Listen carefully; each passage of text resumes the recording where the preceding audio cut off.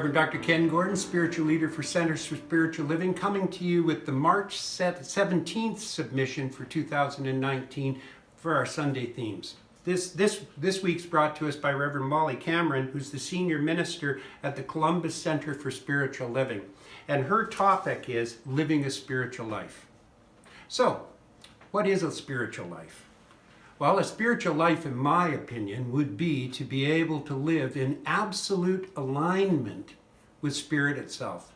To have the same motivation, the same divine motivation as the universe has, which means basically always be for the construction of something great and something good as opposed to something less than that.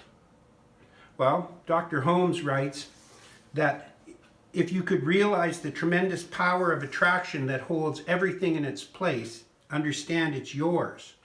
This gift, it's the divine birthright of every living soul, but we limit ourselves by thought of limitation.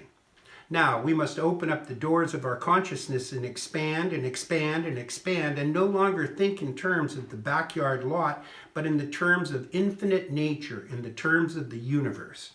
He wrote that in Love and Law. He also wrote in Creative Living, the power behind all things is of itself without limit. It is all power in us. It becomes what we permit it to be.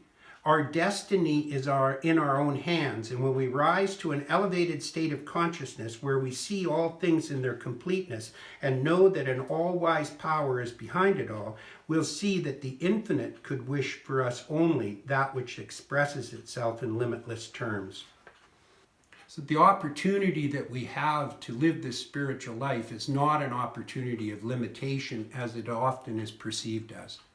In reality, to live a spiritual life is to live an abundant life, to be in the flow of the universe all around us.